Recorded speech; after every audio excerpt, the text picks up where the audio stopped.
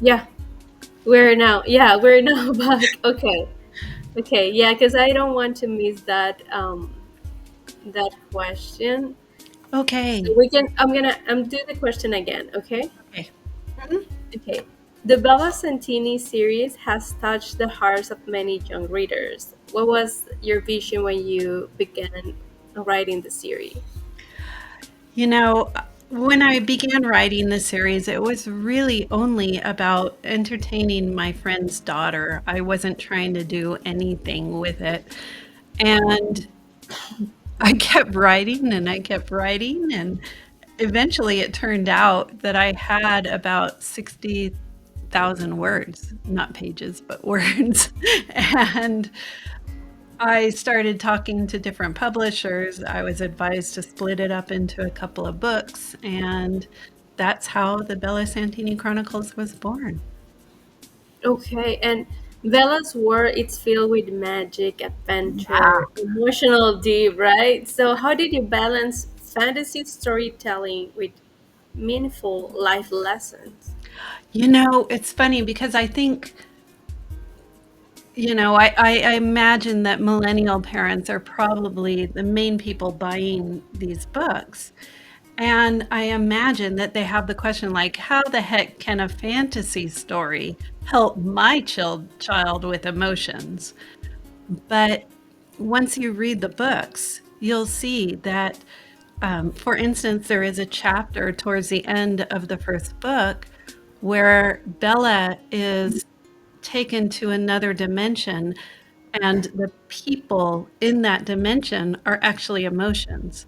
So as you travel in this strange world, you might bump into sadness, and then you're bogged down in that rabbit hole of sadness. So there had to be different tools for dealing with these heavy and difficult emotions written into the book so that Bella could get to the next part of the story. Yeah, and there's a strong message about like emotions and self-worth. Like why was it important for you to weave the themes of emotional intelligence into the story? So I had a background of being bullied by my father. Um, I grew up not believing in myself, and I don't want that for any kid. I would say young girl, but I don't want it for young boys either. Yeah, for nobody, right? So Mhm. in that way, you can guide them to probably go through all these emotions because we can say that a lot of young readers are dealing with those kind of things that we don't want to, but it's something that sometimes it happen, and this book is gonna help them. So Absolutely. And Mm, to me, the ideal is for the parent to read the book to their young teenager, because we as adults never learned how to deal with emotions in a positive way. And so there can be growth moments for the parent as well as the child. yeah, and sometimes the parents they don't talk about those things. There's like a Yeah, when I lived in England, the marching orders are keep calm and carry on. And I'm like, yay for emotional repression, right? So you've said the series help kids feel empowered. What kind of impact do you hope your books have on young readers and their parents at the end of the book? I hope that young readers can see themselves in Bella, and they can see that they are magical, and that their magic is the love that they bring into the world. And so I just want children to feel that specialness about themselves. Yeah, and the world you've built and rich is rich and imaginative. What inspired the magical elements of Bella universe? That would be hiking in the Cotswolds area of England, which is a very magical place. Just so, Super duper. yeah, if you come down a pathway and you turn a corner and all of a sudden you're in a village with thatched roofs and it definitely inspired me. Okay, and writing this series, it's not like something small. And how did your story evolve as you wrote each book? Hmm. I think it got more deeper into emotional intelligence as so if it's like an introduction to it in book one, but by the time you get to book three, you're really understanding some of the energies that underlie the circumstances and reactions that people have. Okay, and every writer faced challenges. And what has been one of the biggest obstacles in your writing journey, or how did you overcome it? Well, it's like authors, we write and we think, okay, now I'm done. But the reality of current marketing, I'm sorry, hold on.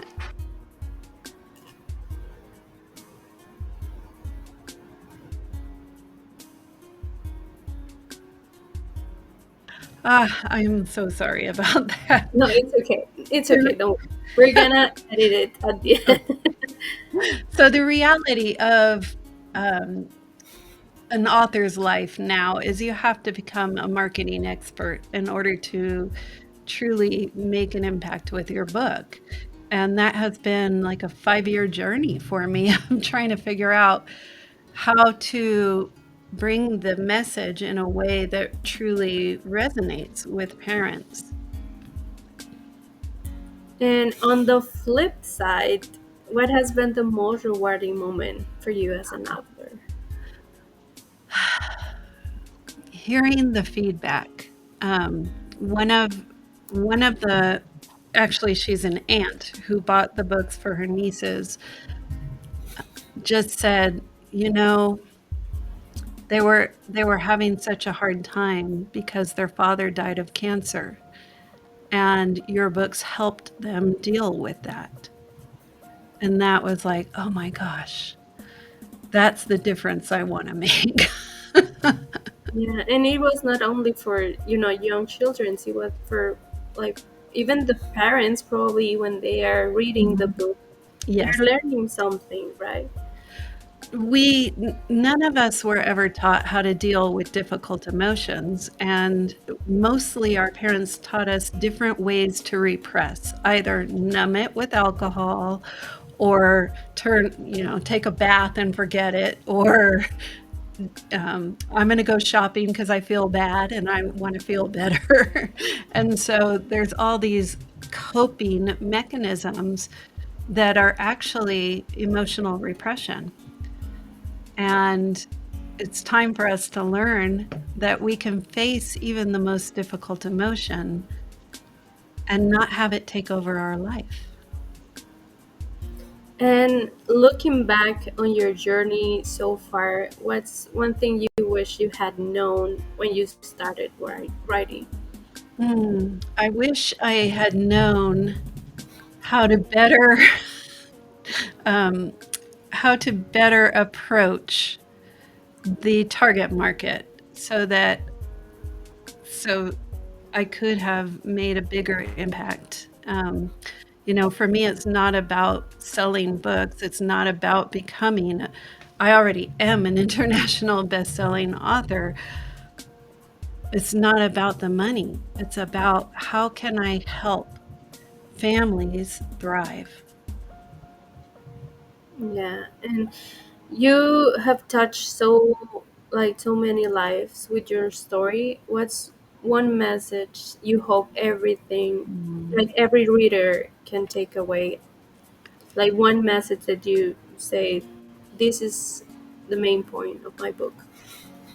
I would say the main point of my book is a process I teach called focused attention, because we've all had times when we've really been, reactive to circumstances around us.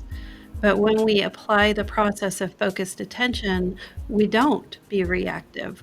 We can instead choose how to respond. And it's a simple 3-step. You feel, so you allow yourself to feel whatever you're feeling, you name it, and then you give yourself permission to feel it. And the biology of an emotion is 90 seconds in the body. But the way it goes longer, we've all had emotions go longer, is because of our thought process, looking at the circumstances. I hate this. I don't want this to happen. Blah, blah, blah. He did that. And all of those thoughts prolong our emotion. But when we put all of our attention on the feeling, we don't have room to think about those thoughts. And some authors write like daily, others in bursts of inspiration. What's your writing process like? Do you follow a It routine or just go with the flow? I write something every day, but it's not necessarily creative writing, because I also write for the Los Angeles Tribune and I write scripts for my television show. Um, but when it comes to creative writing, I wait for inspiration.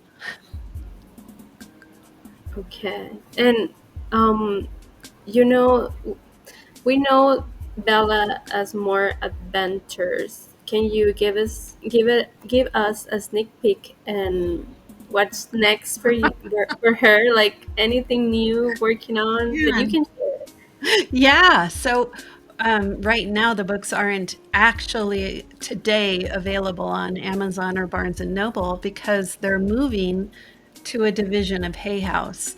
So they're in the new publication process. Anyone interested in finding out about when the books are released can fill out a quick little form on my website and you'll get notified. Um, but the exciting thing is having all 3 books published through Hay House and, um, having the 4th book probably come out by the end of the year. Okay, nice. So there's gonna be another book. Oh, And yes, there's yeah, actually 2 more. okay, nice. And finally, where can listeners find your books, like connect with you or following you online? Yeah, so for parents, there's a lot of resources, free, downloadable on my website. Um, my website is angelalegh.com. It's AngelaLegh.com. Okay, so they can find your books there, and I think that you have also like tools for parenting as I well. do. Yeah.